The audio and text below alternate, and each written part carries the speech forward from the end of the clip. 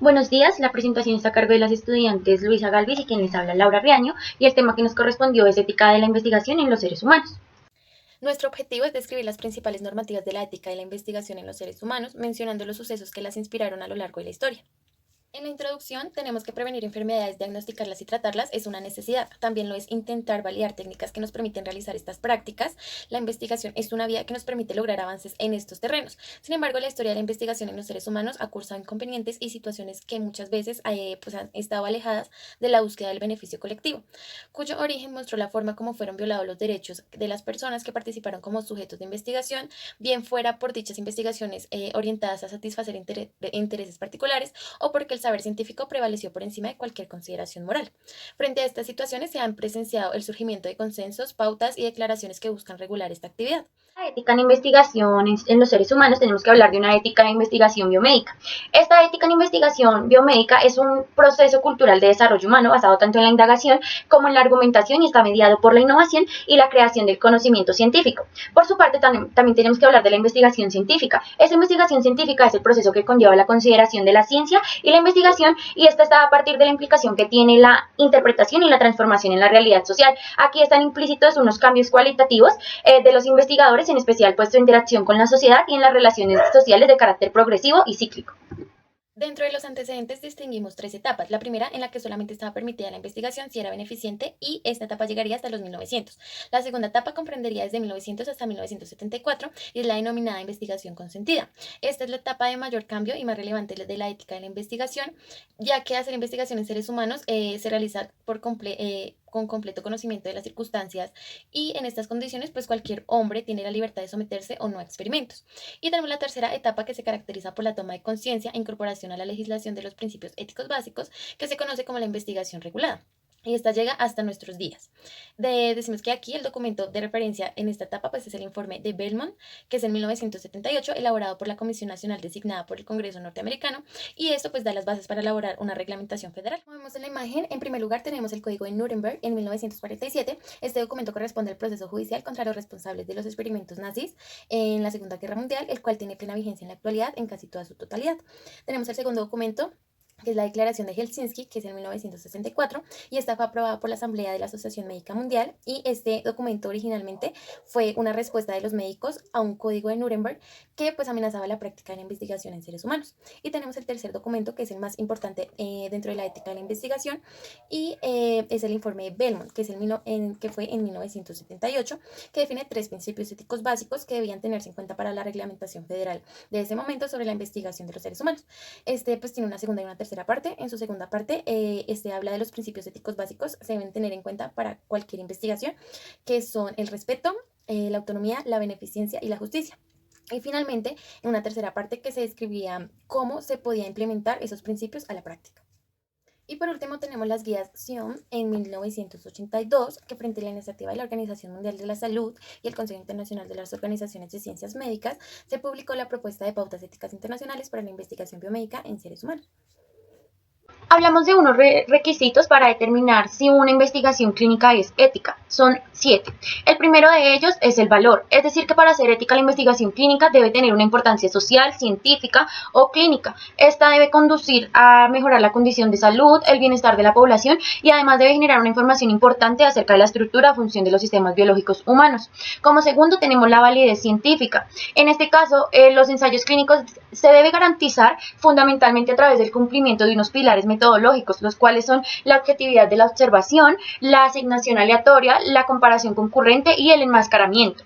Como tercero tenemos la selección equitativa del sujeto, es decir, que se deben seleccionar unos grupos específicos de sujetos por razones relacionadas con los interrogantes científicos incluidos en la investigación. Se dice que es equitativa solo cuando aquellos que se reclutan como sujetos están como en unas condiciones de beneficiarse si la investigación proporciona un resultado positivo, como lo puede ser un nuevo tratamiento.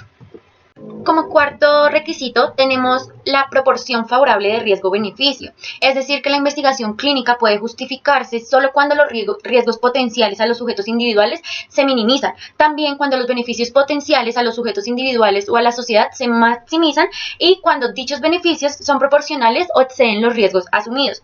Como quinto tenemos una evaluación independiente.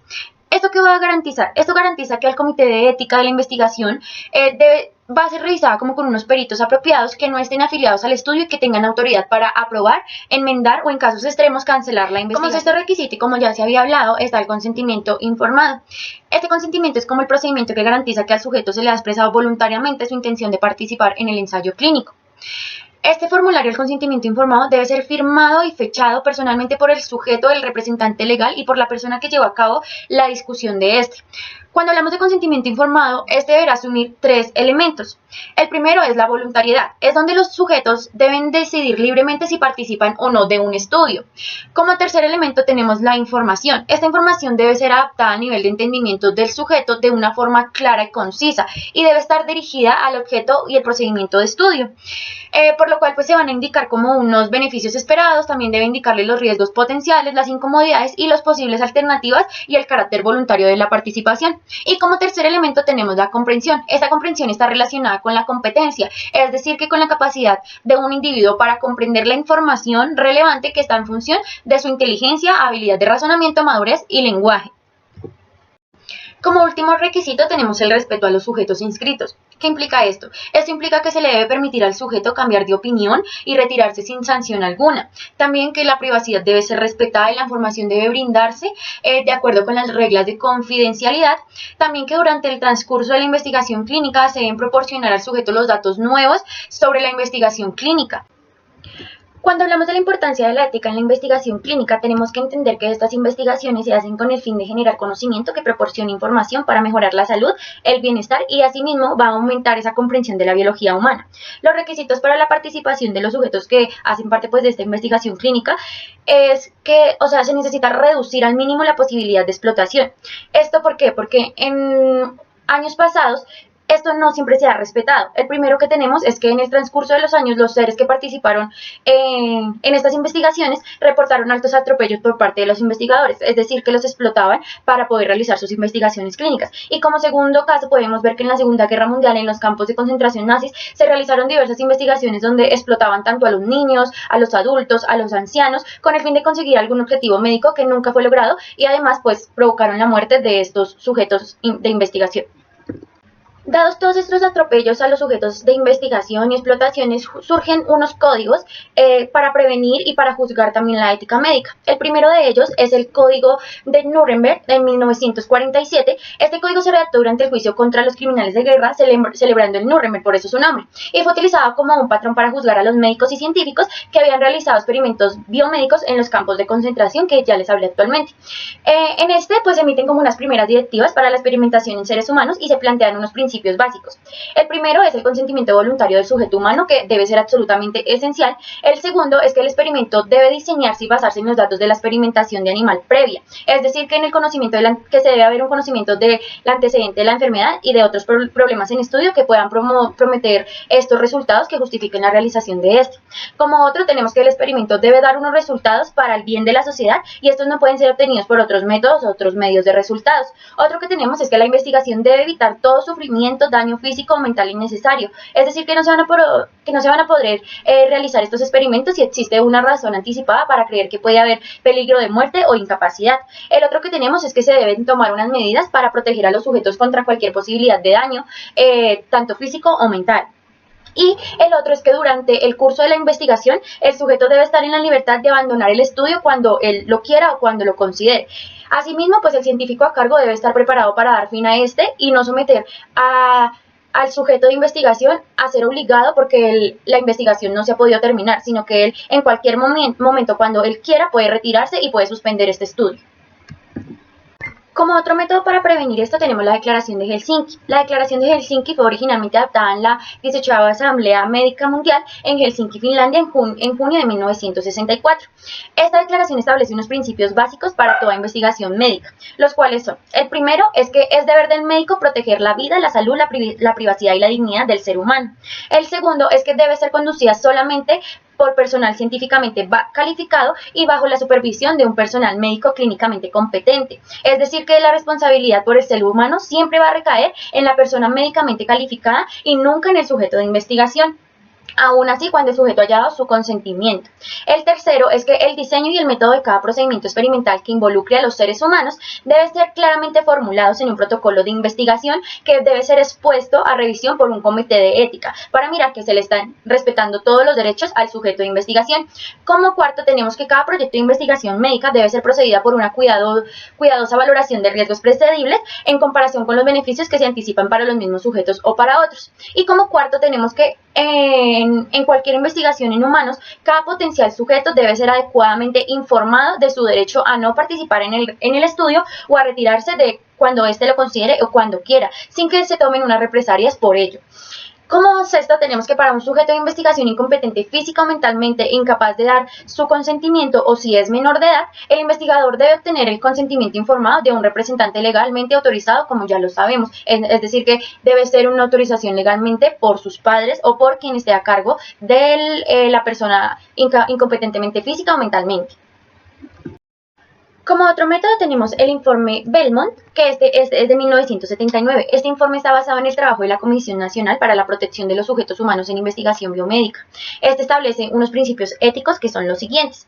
El respeto a las personas. Este respeto a las personas consta de dos exigencias morales separadas. La primera va a ser la autonomía, que significa dar valor a las opiniones y elecciones de personas autónomas y evitar obstruir sus acciones. Y la segunda es la exigencia de proteger a aquellos con una autonomía disminuida. El segundo principio ético es la beneficencia, donde aquí se han formulado dos reglas generales como expresiones complementarias de beneficencia. La primera es no hacer daño, que se refiere a no lastimar a una persona sin importar qué beneficios pudiera traer para los otros. Y la segunda es acrecentar al máximo como ese fin de disminuir los riesgos que se presentan en estas investigaciones. Y como tercero tenemos la justicia. Esta justicia es lograr una distribución equitativa de las cargas y de los beneficios que implica participar en estas investigaciones, así como definir básicamente quién debe recibir los beneficios de la investigación y soportar su responsabilidad. ¿Cómo se van a aplicar esos principios éticos? Para la autonomía, los sujetos que van a participar en un estudio clínico tienen la libertad a través del consentimiento informado, es decir, que ellos van a decidir si participan o no. Para la beneficencia, entonces, al valorar esta relación de riesgo-beneficio, debe ser favorable para el sujeto. Y en cuanto a la justicia, entonces aquí se va a hacer una selección equitativa de los sujetos expuestos al ensayo, sin criterios discriminatorios en la elección y que no sean estrictamente los científicos. En cuanto a las normas del Consejo de Organizaciones Internacionales de las Ciencias Médicas, decimos que el propósito de esta es mostrar cómo aplicar eficazmente los principios éticos fundamentales que orientan la realización de las investigaciones biomédicas con sujetos humanos, establecidos en la Declaración de Helsinki, en particular en los países en desarrollo para ser usadas en la definición de políticas nacionales en la ética de la investigación biomédica que involucra a dichos sujetos. Esto según Piakov en el 2019. A partir de esto, surgen como unos cambios en las modificaciones legislativas con el pasar de los tiempos sobre el código de ética en los diferentes países. Es así como tenemos que en 1953 en Estados Unidos, tras una modificación de la ley aprobada en 1938 por el Congreso americano, se conformó la Administración de Alimentos y Medicamentos. En 1964 Noruega y Suecia alteraron su legislación, es decir que hubo un cambio en esta legislación como se declaró en el código de Helsinki. En 1968 en el Reino Unido se promulgó la llamada Medicines Act. Es una ley de medicamentos que actualmente está vigente. En 1976 se emitió en Alemania la ley que controla y evalúa los medicamentos. En 1977 la Administración de Medicamentos propuso una serie de normativas y directrices para los estudios en seres humanos. En 1983 los países nórdicos en sus respectivos consejos de medicamentos crearon unas pautas para una respectiva evaluación clínica. En 1987 Francia y Alemania editaron sus primeras buenas prácticas clínicas. En 1990 se emitió en España la Ley del Medicamento, que es la Ley 25 de 1990, que en su artículo 65 legisla sobre las buenas prácticas clínicas. En 1997 la Conferencia Internacional de Armonización emitió una guía tripartida y una armonización de las buenas prácticas clínicas. Y en el 2001 vemos como el Consejo de Ministros de la Unión Europea adoptó como una directiva sobre los ensayos clínicos que fue efectiva para los Estados miembros de 2004. Tenemos también otros documentos como la Declaración Universal de los Derechos Humanos, que fue proclamada por la Asamblea General de las Naciones Unidas en la Resolución 207 en 1948. Aquí habla de la consistencia moral que fue adquiriendo la humanidad frente a su propia existencia y frente al logro de sus propios fines. tenemos el Protocolo del Convenio de los Derechos Humanos y la Biomedicina sobre la prohibición de clonar seres humanos, formulado pues en 1997. Y tenemos la Declaración Universal sobre el Genoma Humano y los Derechos Humanos, que pues fue aprobada por la Conferencia General de UNESCO en 1997, que gracias pues se dice que gracias a la libertad de la ciencia y la investigación, los adelantos científicos y tecnológicos pues han reportado y pueden reportar beneficios para la humanidad. Sin embargo, pues se tiene que tener en cuenta el reconocimiento a la dignidad de la persona humana y el respeto universal a la observancia de los derechos humanos y la libertad. En la normatividad de la investigación establecida en Colombia tenemos la resolución 8430 del Ministerio de Salud en 1993. Dice que pues, la investigación en la salud en Colombia pues, comprende el desarrollo de acciones que atribuyan al conocimiento pues, de procesos biológicos y psicológicos de los seres humanos, prevaleciendo así el criterio de respeto y dignidad y de protección a los derechos y bienestar de las personas vinculadas con la investigación. Además, aquí está estipulado pues, que las instituciones que vayan a hacer investigación con seres humanos pues, deberán tener un comité de ética de investigación. También tenemos la resolución 2378 del Ministerio de Protección Social del 2008, pues la cual adopta las estrategias de buenas prácticas clínicas, las BPC, para las instituciones pues, que conducen investigación con medicamentos o biológicos en vías de desarrollo. Tenemos la resolución de INVIMA del 2011, la 020764, por la cual se establece un reglamento relativo al contenido y la periodicidad de los reportes pues, de los eventos adversos en la fase de investigación clínica de los medicamentos pues, en humanos. Y tenemos la ley 1374 del 2010 que tiene como objetivo crear un Consejo Nacional de Bioética, determinar su integración, funciones, organización y financiación relacionadas con investigación en seres humanos y asuntos referentes con la bioética. Por todo lo anterior, concluimos pues, que es necesario desarrollar la investigación científica en seres humanos como herramienta de desarrollo y avance crucial para mejorar así la calidad de vida de la población y alcanzar así un estado óptimo de salud. Decimos que se debe tomar como marco de reflexión ética a la historia de la investigación en seres humanos, pues ya que permite asegurar el respeto por los derechos de los sujetos de investigación, priorizando así la protección e integridad de los mismos ante los intereses propios. Tenemos que pues, la revisión de esas normativas éticas es un proceso necesario, producto de la reflexión ética permanente, siendo que la ética es ante todo una disciplina orientadora de los actos humanos y que sus principios pues, tienden a construir una mejor sociedad, formando así, digamos, un mundo más humano, incluyente y democrático, en donde debemos tener en cuenta que estos principios de regulación ética establecidos para los estudios de investigación en seres humanos, pues son obligatorios para la aplicación por parte de los investigadores. Digamos que en el caso de la investigación que se involucra a los seres humanos, dichos criterios deben ajustarse a los requerimientos establecidos tanto por las regulaciones nacionales como internacionales, y solo de esta manera pues, se garantiza pues, el respeto a las personas y se hace pues, que esa investigación en salud tenga un verdadero alcance y proyección social.